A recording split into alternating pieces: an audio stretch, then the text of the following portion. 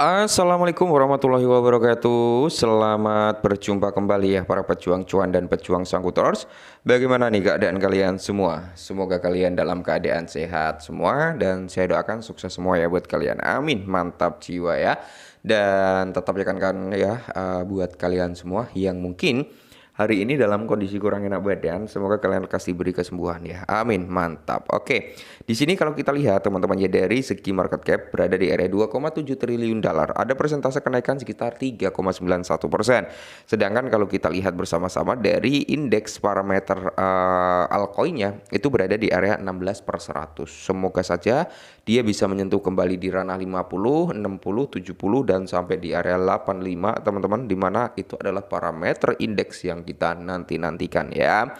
Untuk Fair and Greed Index berada di area 15. Kapan kita bisa exit daripada market ya? Kapan kita bisa masuk di market? Nah, kita bisa masuk di market saat apa? Fair and Greed Index ini menunjukkan tanda-tanda ketakutan. Contohnya ya kayak ini gitu ya. Cuman harus disclaimer, bukan saran untuk kalian masuk ya.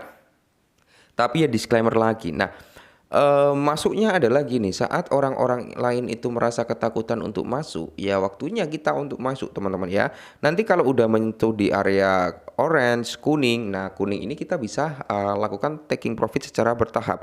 Masuk dalam hijau, ya hijau tua gitu teman-teman. Wah itu adalah dimana fase panen raya, ya mantap jiwa. Dan di sini kalau kita lihat teman-teman ya, siklus untuk tahun 2021 teman-teman ya, pergerakannya sampai tahun 2025 ya, semoga saja pergerakannya sama lah ya. Dimana tahun 2021 fase 1 adalah fase zona akumulasi ya. Terus yang kedua teman-teman ya, garis merah kedua ya, kolom kotak kedua gitu kan, we are here ya. Dimana pergerakannya hampir sama teman-teman, hampir sama antara 25 sama 21 ya. Semoga saja di tahun 2025 teman-teman ya, pergerakan di zona hijau ini teman-teman ya, atau kotak berwarna hijau itu segera terisi layaknya di tahun 2021, di mana di situ fase-fase kenaikan tertinggi sepanjang masa untuk Bitcoin dan altcoin menunjukkan perform yang luar biasa. Semoga saja teman-teman ya, amin. Nah, kalau kita lihat dari grafiknya ini teman-teman, di mana area hijau adalah di area buy ya. Di area merah itu adalah area sell. Nah, untuk saat ini kalau kita lihat dari grafiknya, kita berada di mana? Di area hijau, yang dimana area hijau tersebut adalah area untuk melakukan pembelian. Sedangkan kalau kita udah masuk dalam kategori zona merah, teman-teman ya, disitulah kita akan melakukan penjualan. Karena ketika masuk dalam zona merah dalam grafiknya ini, itu menandakan kenaikan yang cukup signifikan gitu ya. Amin. Semoga saja dalam waktu dekat bisa recovering sampai zona kuning, orange, lalu ke merah. Dan dari beberapa teman-teman semua juga minta dibahaskan tentang perkembangan daripada Pi Network. Nah, untuk Pi sendiri teman-teman ya, kalau kita lihat harganya saat ini berada di area 1,4. Jadi pergerakannya itu di area 1,3, 1,4 gitu teman-teman ya. Performnya ya belum begitu bagus karena rekondisi daripada keadaan market kripto juga belum terlalu bagus teman-teman. Meskipun udah ada sedikit recover, ya kita membutuhkan news yang jauh lebih banyak lagi untuk menekan Bitcoin dominance ya.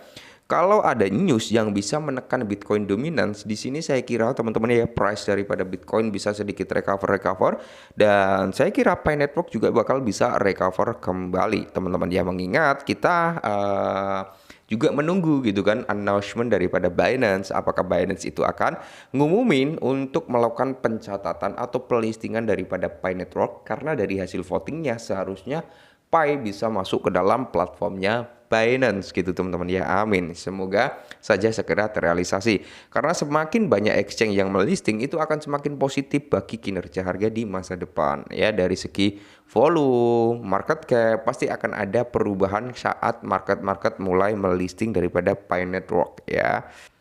Nah, di mana di sini teman-teman ya, dapatkah jaringan Pi jatuh di bawah $1 gitu ya? Bikin geleng-geleng dong kalau Pi ke bawah $1 gitu ya. Mungkin banyak komunitas Pi yang nanti bersuara sangat lantang gitu ya. Kenapa harganya turun-turun ya?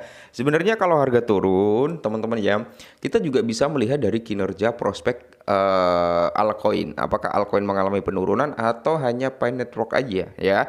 Jadi kalau market itu bullish, Pi Network itu mengalami penurunan sendiri, ya itu perlu dipertanyakan. Tapi kalau Pi Network turun, market secara overallnya itu juga turun, ya itu hal wajar aja teman-teman ya. Nah, Ketahanan Pi Network dijual di tengah pembukaan token besar-besaran dan penurunan pasar yang lebih luas yang memicu perdebatan tentang potensi jatuhnya Pi di bawah $1.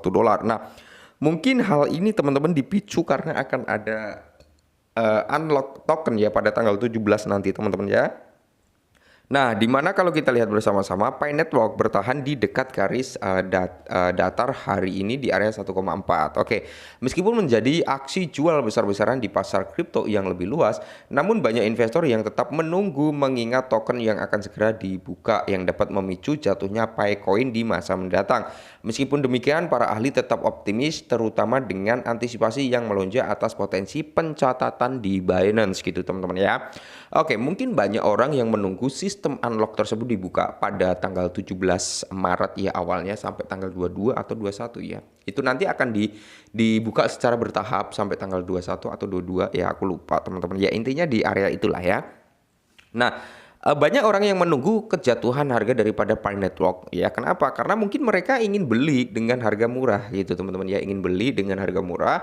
Makanya mereka menunggu tuh untuk unlocknya nanti ya. Dampaknya terhadap harga gimana? Apakah akan terjadi koreksi? Kalau koreksi mungkin mereka akan siap gitu ya untuk masuk. Tapi kalau masih dalam kondisi bertahan, ya berarti komunitas daripada Pi Network cukup kuat untuk mempertahankan price-nya agar tidak down gitu ya.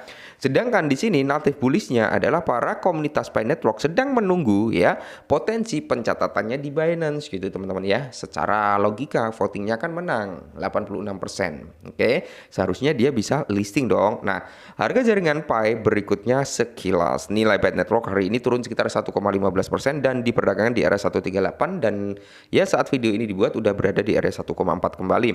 Sementara volume perdagangan satu hariannya turun 46% jadi 527,7 juta US dollar.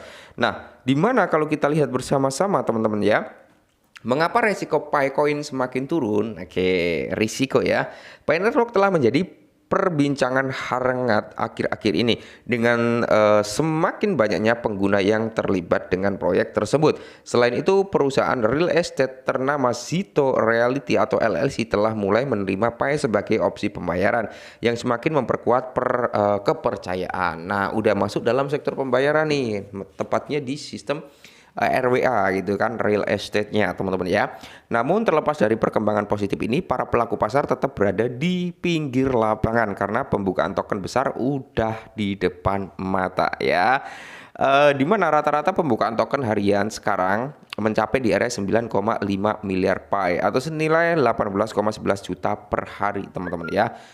Nilainya gitu ya 18,11 juta dolar. Namun pada tanggal 17 Maret dan 21 Maret jumlah yang dibuka akan meningkat menjadi masing-masing 23,1 juta koin atau 46,27 juta US dollar dan 23,4 juta Pi itu setara dengan 46,88 juta US dollar. Selain itu total 271,68 juta Pi senilai 543,36 juta US dollar akan dibuka selama 30 hari ke depan ya. Jadi ini yang mengakibatkan apa? Perdebatan karena akan ada sistem unlock ini. Ya mungkin kalau sistem unlock ini nggak terjadi, harga daripada Pi mungkin udah bisa menguat kembali gitu ya. Jadi orang-orang masih mengantisipasi apakah akan terjadi penurunan atau malah sebaliknya. Oke. Ya nanti kalau semisal harga Pi itu turun, teman-teman ya. Kalau kalian yakin dengan Pi ya silakan kalian bisa DCI. Tapi kalau kalian nggak yakin dengan Pi, ya kalian bisa cari altcoin lainnya. Ya intinya kita saling support aja ya. Kita saling support aja. Saya juga nggak ikut nambang Pi, tapi saya ikut beli ya, beli teman-teman ya. Dan ya mungkin kalau harganya bisa benar-benar di bawah $1, ya mungkin saya akan DCI kembali. Oke, tapi kalau kalian ingin DCI tetap harus lakukan yang namanya riset. Jangan sampai saya bilang DCI, kalian ikut-ikutan. Tetap ya sesuai dengan pendirian kalian semua ya.